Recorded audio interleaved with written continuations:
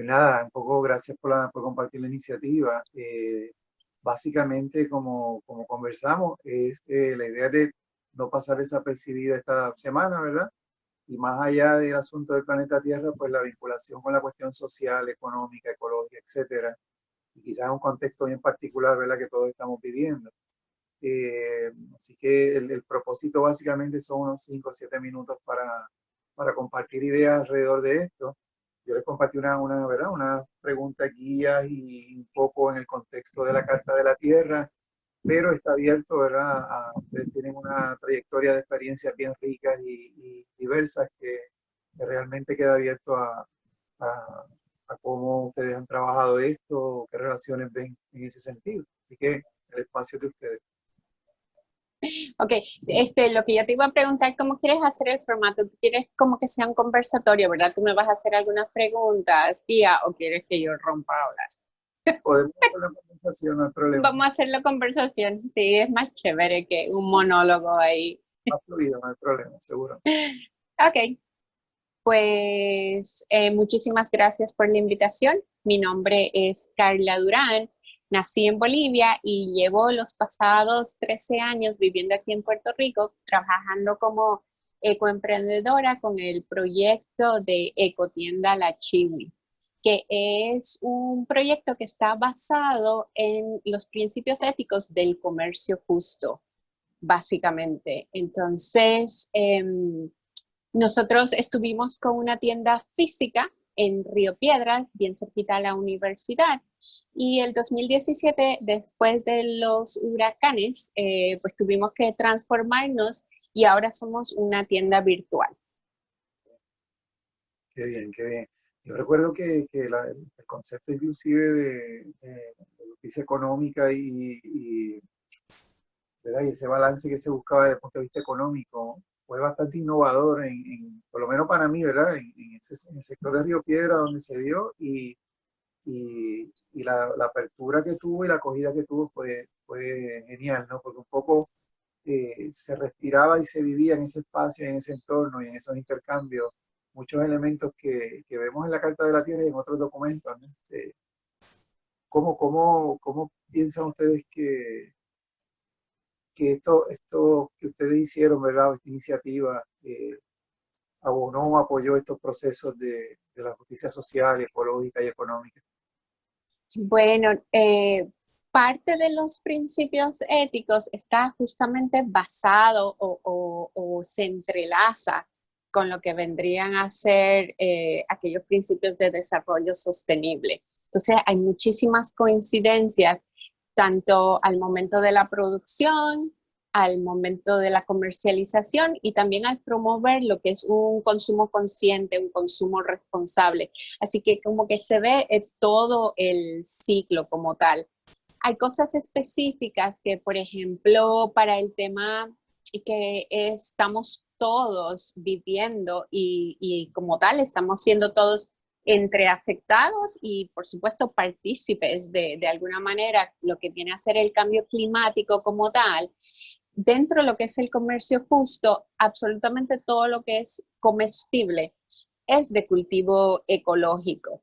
Entonces, eso significa que minimiza en gran parte todo lo que es el uso de, no se utiliza definitivamente, por ejemplo, pesticidas tóxicos, agroquímicos y todo eso en los cultivos. Con lo cual también estás eliminando el contaminar el ambiente, el agua, a toda la tierra que están ahí en contacto directo los agricultores y finalmente pues nosotros que seríamos los que consumimos el producto.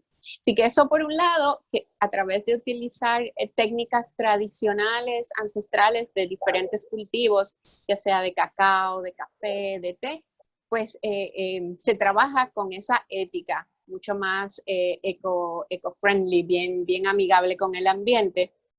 Y todo lo que viene a ser artesanías también se cuida ese aspecto. Por ejemplo, los colores que se van a utilizar para teñir ciertos textiles siempre van a ser que provengan de la naturaleza, como la cúrcuma para dar el amarillo, los achiotes y cosas así. Y ahora se está implementando un montón el utilizar materiales reutilizados, reciclados. Por ejemplo, algo que fue bien exitoso fue el tener la línea de carteras, de correas, todo de gomas.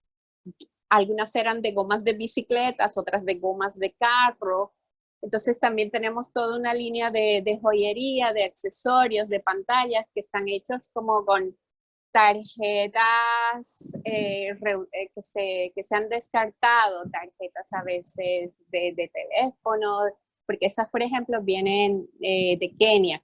Así que ellos utilizan los materiales que tienen a su alrededor y muchas prendas que tenemos ahora mismo en nuestra colección Canta, por ejemplo, es de retazos de telas de algunas industrias.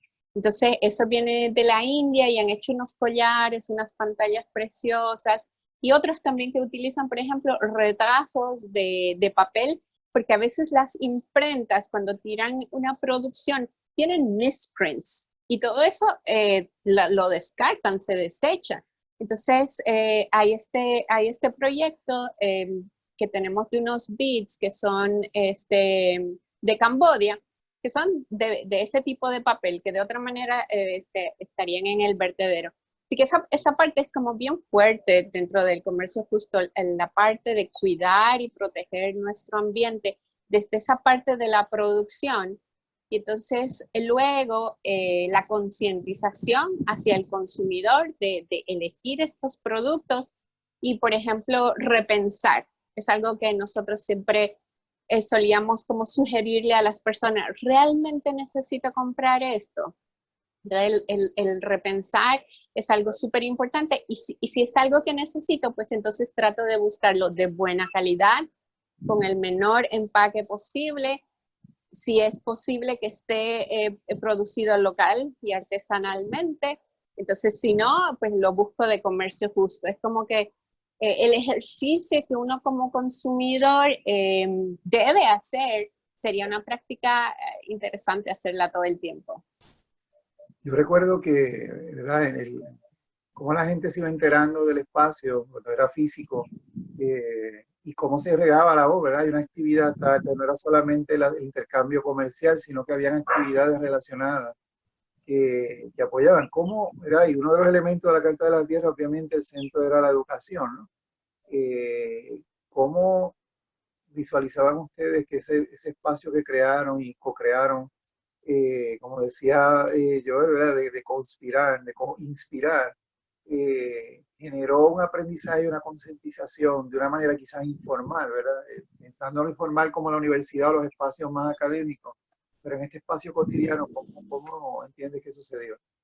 Yo creo que era algo de vivencia, era algo mucho más práctico y de esa forma pues se permeaba más, yo creo, en la conciencia de las personas en lugar de uno estar diciendo qué hacer y qué no hacer y cómo hacerlo, pues simplemente era vivirlo. Por eso es que yo creo que nosotros tenemos una comunidad bien activa de voluntarios, muchos estudiantes simplemente por pasar tiempo en la tienda y estar en contacto con otras personas afines.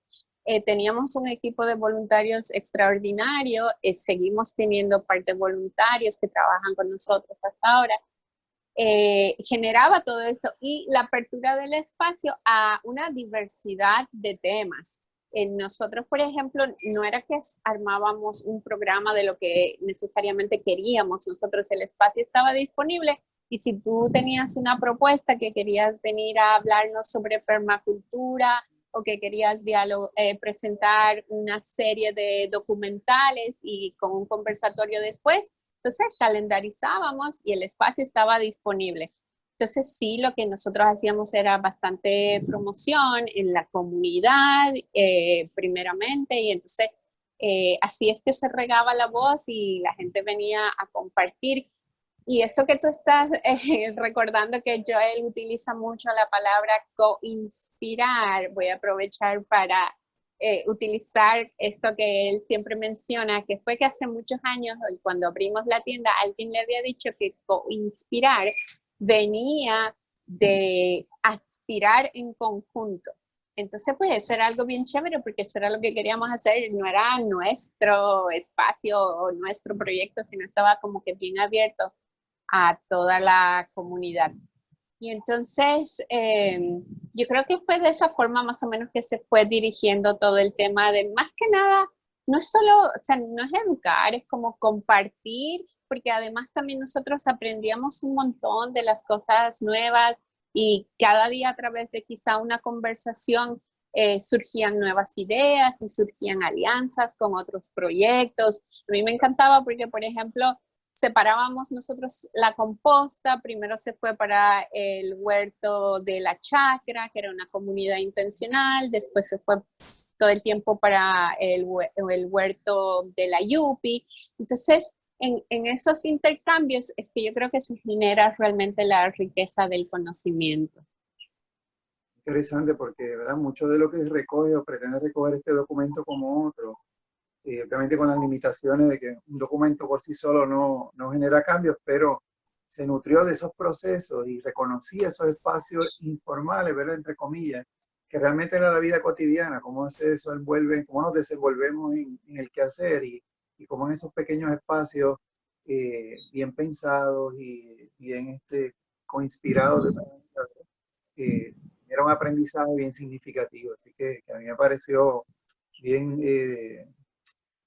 me marcó mucho esa experiencia que se vivía allí. Es que yo creo que, por ejemplo, las cosas funcionan, ese aprendizaje del que estamos dialogando es como en los niños, porque padres o maestros, qué sé yo, los padres les pueden estar diciendo unas cosas y si sus acciones son diferentes, lo que el niño va a aprender es la acción, no lo que le estuvo diciendo, esto es así o esto es así. Así que con el hacer, con el accionar, con nuestro ejemplo, es que yo creo que se va logrando mucho mejor esos procesos. Nada, cierro, voy cerrando por aquí, ¿verdad? Pero algún mensaje o reflexión que considere, ¿verdad? En los tiempos que estamos viviendo y con la experiencia que les dio ese Eh, proyecto que tienen ahora, ¿verdad? Yo tengo la esperanza de que todo esto que nos está trayendo este momento de complejidad global realmente sea para nuestro mejor bien y que traiga muchas bendiciones, muchos cambios positivos, tanto a nivel individual, que nos está abriendo un espacio fabuloso para hacer introspección, trabajar con nuestro interior, número uno, después expandir a nuestras familias y nuestras comunidades. Y entonces que nos traiga esto realmente un cambio, como digo, desde el individuo, pero también a nivel global para que se tomen mejores decisiones de políticas ya que hacen un impacto bien grande. Realmente tengo esa esperanza, porque por ejemplo hoy tengo un cielo azul maravilloso, despejado y digo, pues esto es parte de lo que el menos movilización está trayendo. Así que quizás yo creo que estamos en esa final de una transición, de una regeneración total y ya va a depender de cada uno de nosotros hacia dónde vamos a dar nuestro siguiente paso. Si vamos a retroceder y seguir actuando de la forma que a veces yo pienso que es lo fácil, lo conveniente, lo que no requiere mucho pensar, o si realmente vamos a actuar desde nuestro ser, dándole ese cuidado a las cosas que realmente son importantes. Ese deseo y agradecido por el ratito que me brinda. Y bueno, seguimos entonces coinspirando. ¿Okay? Chévere. Gracias, adiós.